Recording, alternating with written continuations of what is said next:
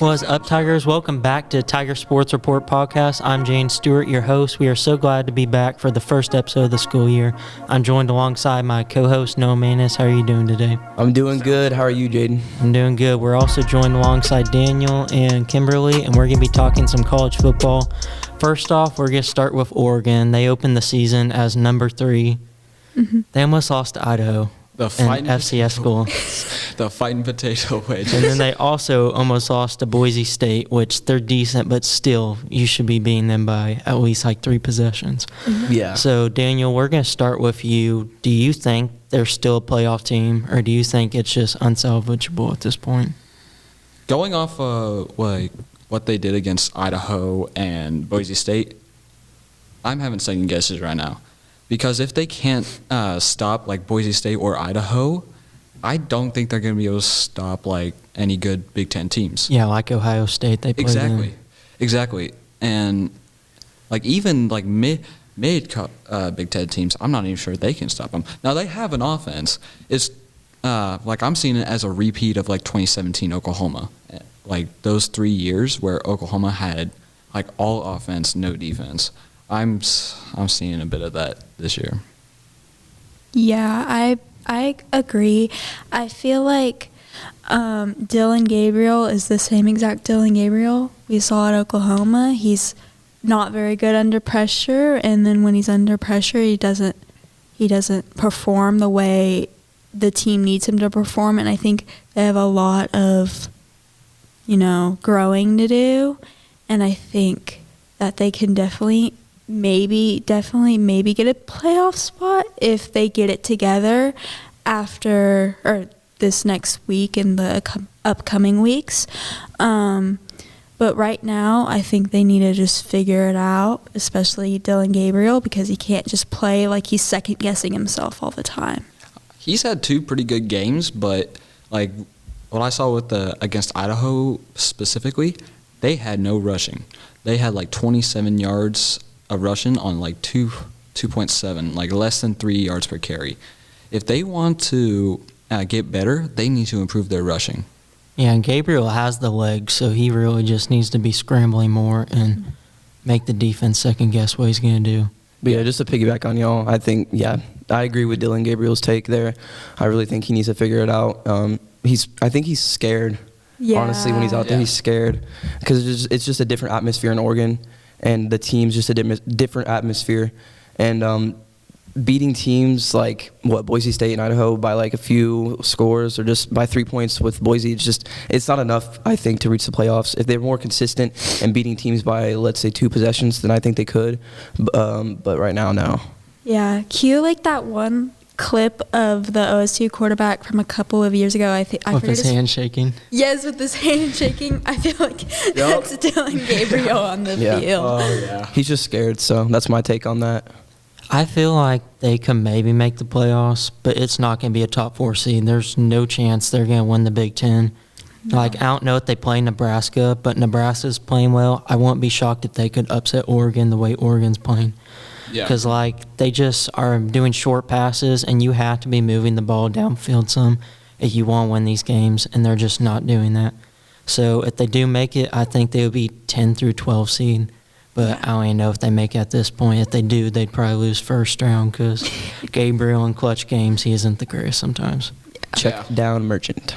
So the next topic is Colorado. The first game, they did okay against South Dakota State, I believe. They need to get Shedeur Sanders a line, bro. The line is what needs to happen next season. I need Dion to do some recruiting for that. I don't know why they don't have O-line there. I mean, Dion's an amazing head coach.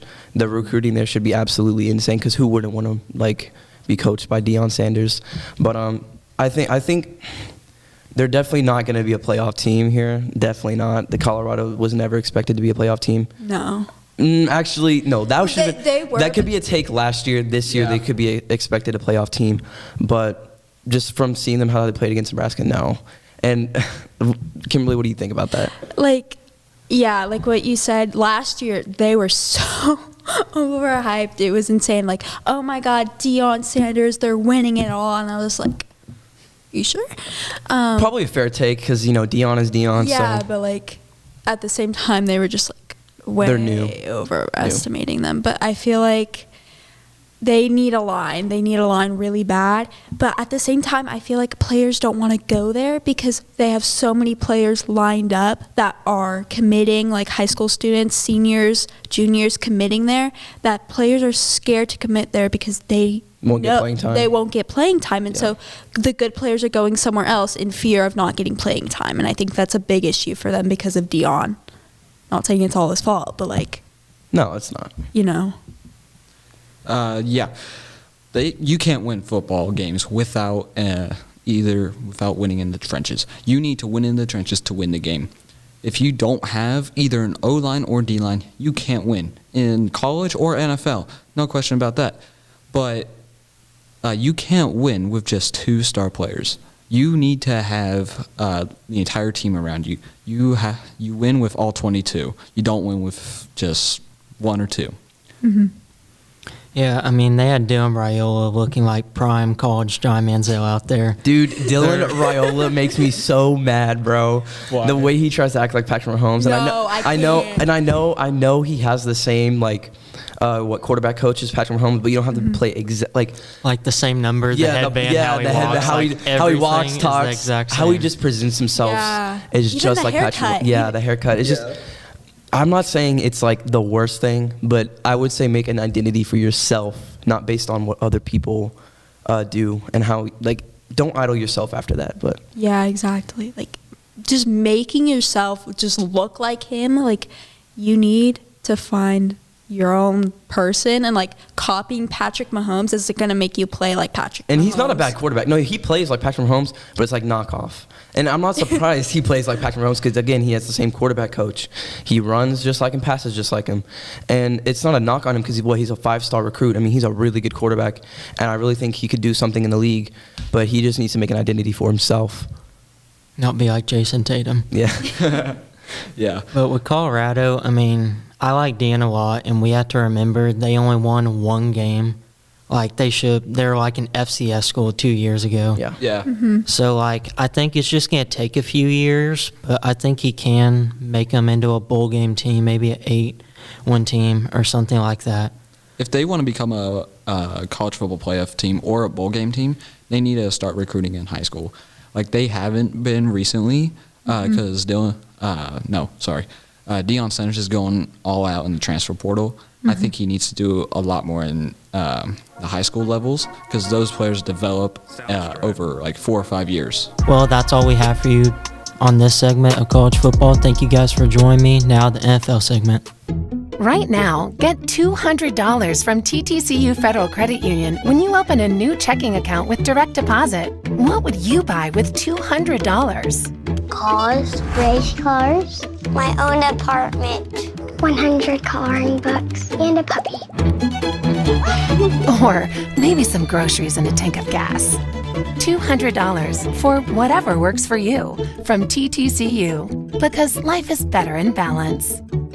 Welcome back, Tigers, to the second segment of the Tiger Sports Report podcast. We're here to talk about some NFL. Joined alongside Hayden and Carson. How are you guys doing today? Feeling good. How are you feeling? Doing good. I'm doing good.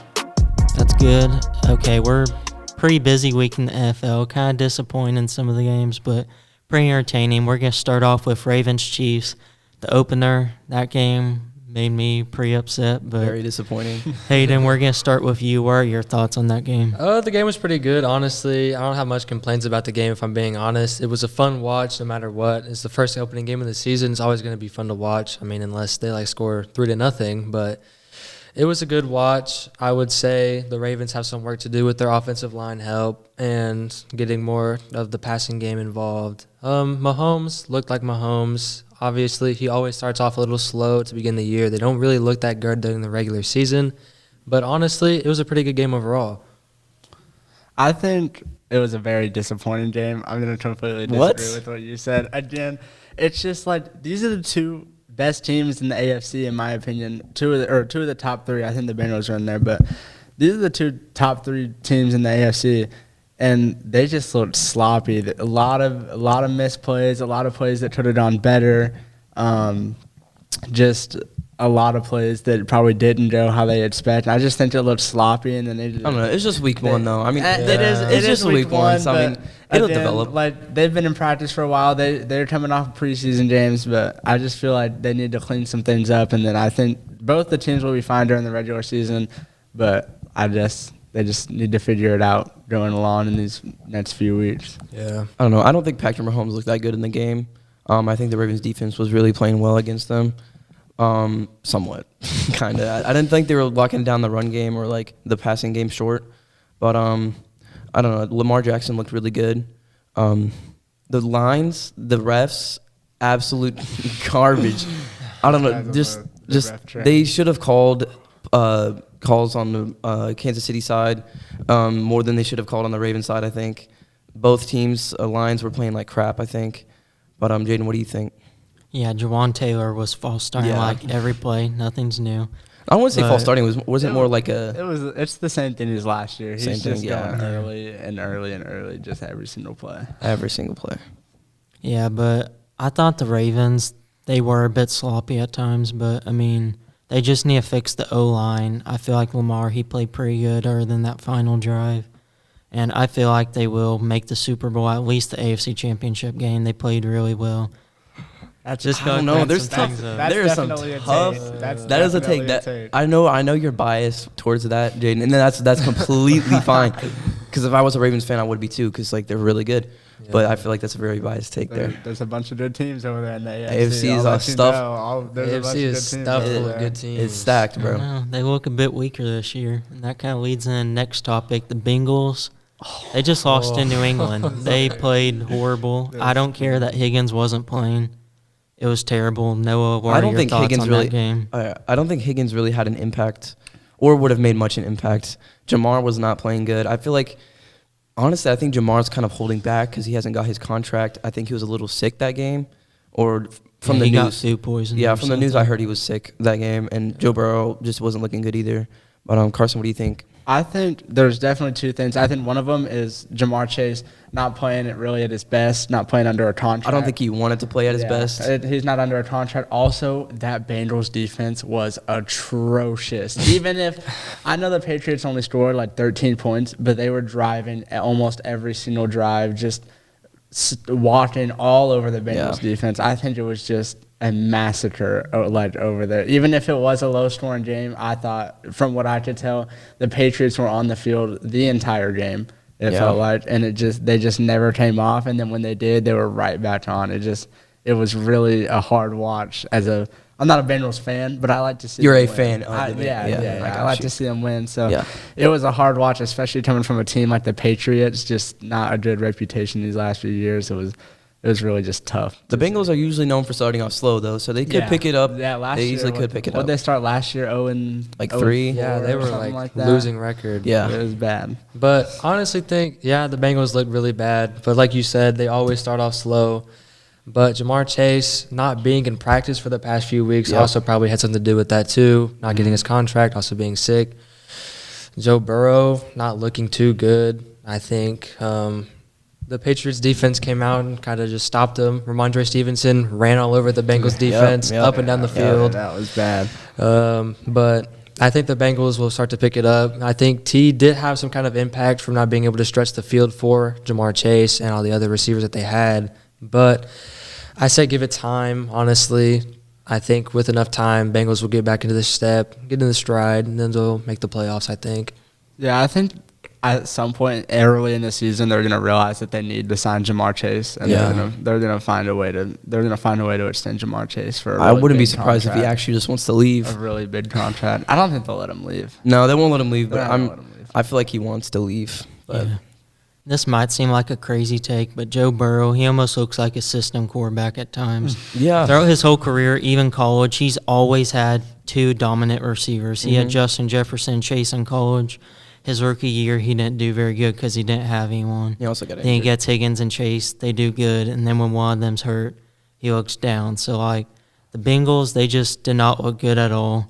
I don't know if they're going to make the playoffs even, because there's a bunch of tough teams in the AFC. I don't know. That could go either way. That's 50-50 for me. They always just start slow, but it's very important to get wins early because of seeding. Like, you have to beat teams like the Patriots if you want to be a top seed, get home field advantage, and that's especially important if you're playing the Chiefs.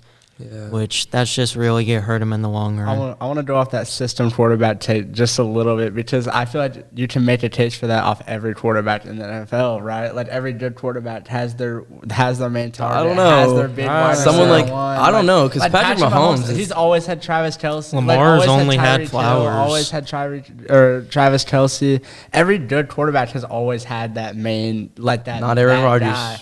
He has, though, Devontae Adams over there. And before that, he was still playing great. Okay, but, like, you can make a case for assistant quarterback for every high-end quarterback. You can make a case until it's not the case. Yeah, that's true. But it's just, like, I don't know. I hate when people say that, because, like, Brock Purdy, for example, him getting drafted into the 49ers, like, what else can he do? Like, he was just put in a good situation. Like, I don't like the Brock Purdy hate, because he could be bad with what he had, but he's a good quarterback, I feel. And I think he's a good his receivers aren't his choice, you know? Like, he was just drafted there. Yeah. I think he does well for what he needs to do. I don't think he just makes the right plays. Not amazing plays, but he makes the right ones, the right decisions, which is what a quarterback needs to do. That's how Tom Brady played his whole life, and that's how Tom Brady was so great. It's just made the right decisions. I agree with that.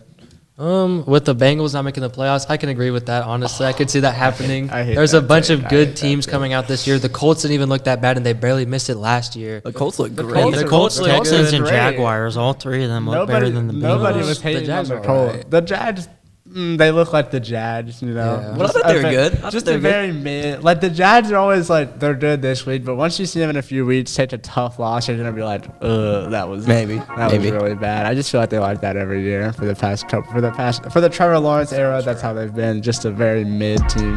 Yeah. Well, that's all we have for the NFL segment. Now over to fantasy.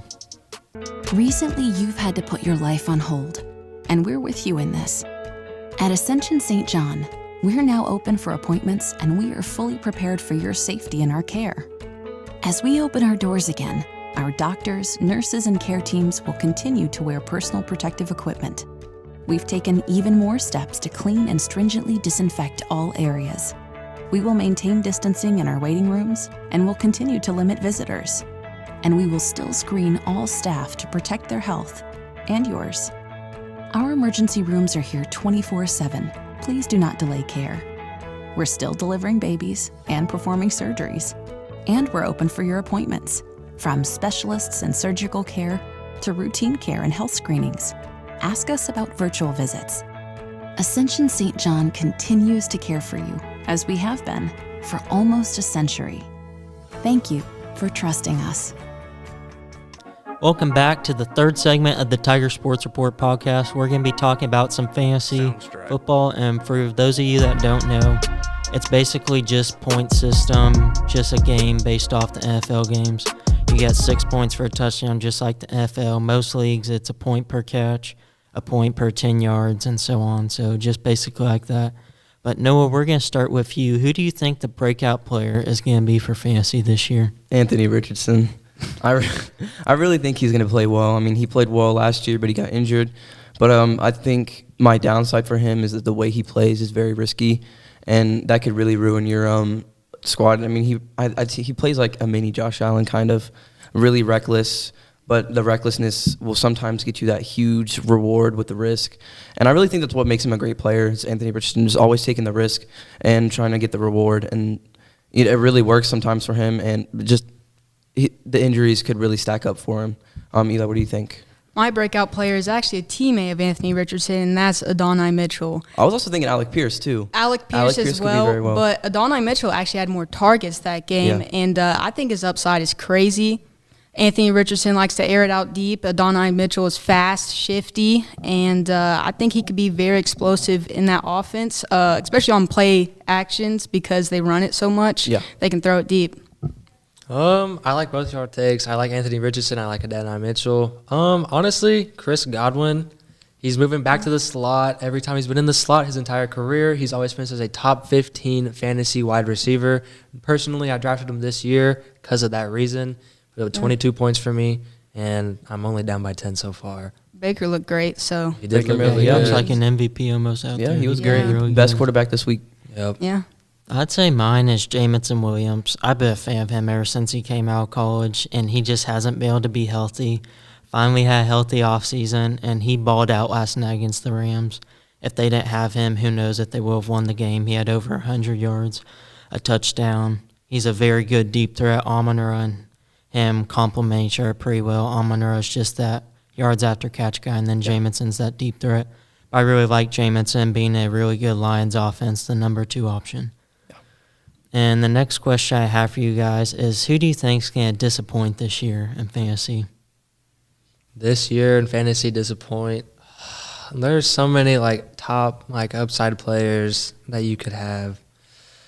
But I think Puka still, I do think it's still Puka. I mean, he did get injured. So. He is injured. That is why Cooper Kupp drew so many targets and had all those the touchdown and the over 100 yards. But Puka's injury plus a fully healthy Cooper Kupp, I just think they'll still both do really well in the same offense. I just think Puka's fantasy upside from last year and going into this year will start to decline going further on into the year, and Cooper Kupp will start to take over more and more, honestly, throughout the year. My disappointing player is going to be Breece Hall. I know you drafted him, but I don't want to hear it. I don't want to hear the slander on my running back. He's playing tonight. He's going to give me the win. No. Garrett Wilson's going to get too many targets. Nope, and it's all going to I Tyler hope so. I got Conklin. Garrett Wilson on my team. Nope. I hope he does good. Jaylen Tyler Allen's Conklin, probably my gonna- tight end Tyler Conklin's getting on the targets. He's going to get targets too, but I don't think Breece Hall is going to get that workload everyone's expecting, to be honest. No. He won't. Aaron Rodgers is such a pass-heavy quarterback, and with them, they're going to make a pass-heavy team. Right. Which obviously Breece Hall, I don't think he'll do bad. I think he'll have over 1,000 yards, but he definitely won't be 1,500 yards, 15 touchdowns, nothing like that or anything. No. I'm kidding. I think Aaron Rodgers, actually, probably. I really don't get all the hype on them. They have a really good defense, but he didn't play good his last season in Green Bay, and now he's coming off a torn Achilles at over 4 years old. I just don't get how he's going to throw over probably 25 touchdowns, maybe 3,600 yards. I just don't see him having a good year, especially not for fantasy. I would even have him on your team. I just think he's going to be really disappointing this year. My disappointing pick started off, I don't know, like Marvin Harrison.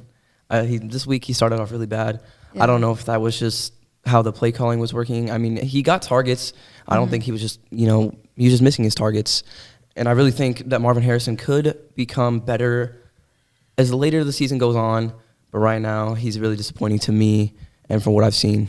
Right. And moving on to Marvin Harrison, Jayden, what do you think about Marvin Harrison? Well, I have him in fantasy. He got me like 0 points, so that wasn't I'm sorry, very Jayden. good, I'm sorry. but I feel like he'll kick it in later in the season. We got to think he's a rookie. I Yeah. mean, it was his first game. Kyler he was open Marvin Harrison on plays, and he just didn't look his way. Yeah. So I just think him and Kyler need to build a little more chemistry up. But the Cardinals looked pretty good. They just need to fit him into the game plan more, and I feel like he can still have maybe 1,200 yards or something this year and still have a really good season. 1,200 yards? 1,200? A little too much. I don't know about 1,200, but honestly, the whole Cardinals offense, the passing-wise, did not look too good, if I'm being honest. Kyler throwing for like 150 on the day. He didn't look too bad, but he didn't look too good.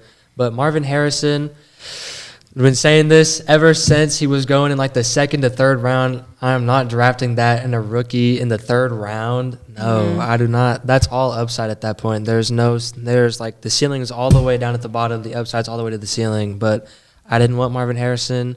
But I think he will start to pick up the pace. I think it's just a matter of time with him and Kyler trying to build that connection because he already has that connection with McBride, with James Conner, and with Michael Wilson and all the other receivers he has. I just think give it some time, and Marvin Harrison will be, I think, honestly, a big boomer bust throughout the whole season, if I'm being honest, though. I was really surprised by his lack of points and targets and catches. Yeah. I think part of it was his fault, but part of it was the coaching and Kyler Murray not getting him involved. But I love his potential, and I think he could end up the top wide receiver for rookies. Oh, who was the Giants? Mikhail Nabers. Malik Nabers. Yeah, I mean, he played well. I mean, I really think he has the most upside But he's got right now. Daniel Jones throwing to him. But he still played really well. But he still put Yeah. up more yards and more catches than Marvin Harrison. I don't know. I really think that's what Daniel Jones needs. I'm not going to say they're going to win anything, Yeah. but I feel like Daniel Jones can really piggyback off Malik Nabers right there. Right. Yeah, that's all I have for you guys today. Now for the last segment where we brought athletes from football on.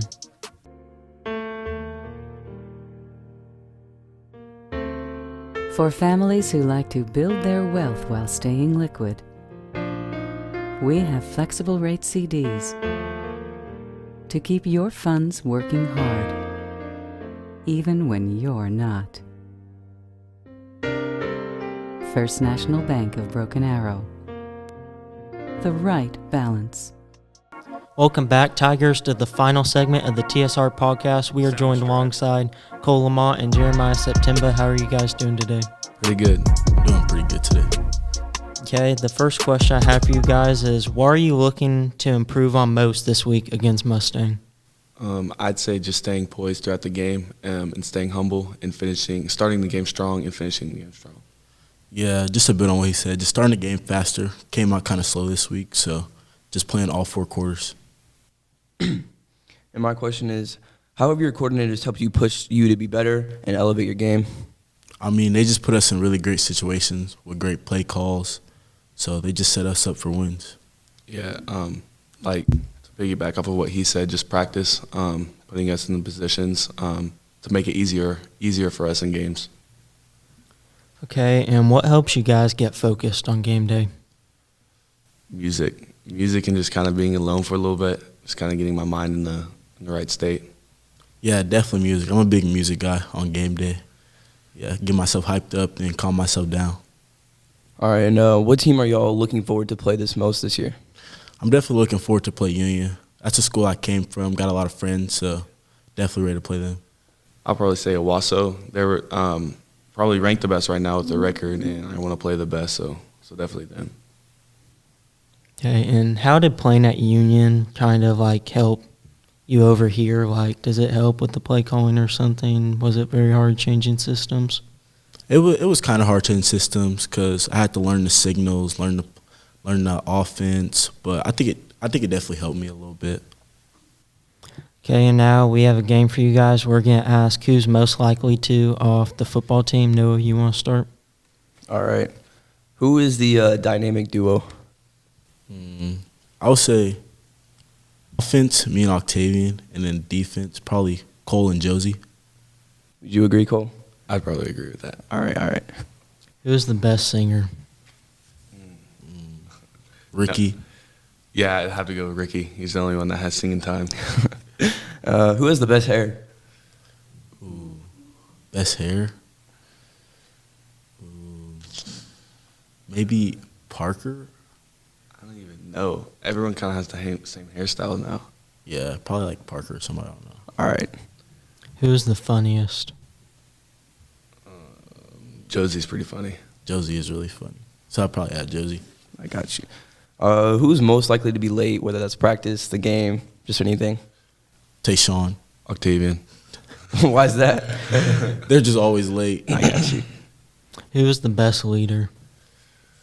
Ricky or Kole. I can agree with that. All right. Who's the loudest on the team? I get pretty loud on game days. Yeah, I'd say Kole. All right. Who has the best sportsmanship? Best sportsmanship? Ricardo. Yeah, Ricky. Ricky don't talk trash at all. For real? Yeah. All right. At least that I know of. Who's the hardest worker on the team? Keaton works pretty hard. Yeah. Keaton does work really hard. Yeah, he's got a good work ethic from what I've heard. So, Who has the best smile? Me. I don't really know. I don't really pay attention to that. I guess I'll just go with Jeramiah. I got you. Who's most likely to score a game-winning point? Tayshawn or Octavian. Yeah, I can go with that. Who has the best pregame fits? Pre-game fits? Probably Hassan. I like the way Hassan dresses. My style is like boots and jeans, so I'd have to go with myself. Yeah, 2 different styles. Who's the most photogenic? Photogenic. I'll go Zane. Yeah, so one of those receivers. Yeah. They're always looking for pictures. Yeah. Who's the biggest trash talker off the team? Moody. Caden Moody. And who's the most dependable? Ricky. I can go with Ricardo too. And the last question is, who do you guys think is the best dancer? Best dancer. Probably Tayshawn, because he's like the only one that dances really. He's always dancing in the locker room. Probably. I know Don Fryer likes dancing a lot. That's all for this week of the Tiger Sports Report podcast. Thank you guys for joining us. We'll see you next time, Tigers.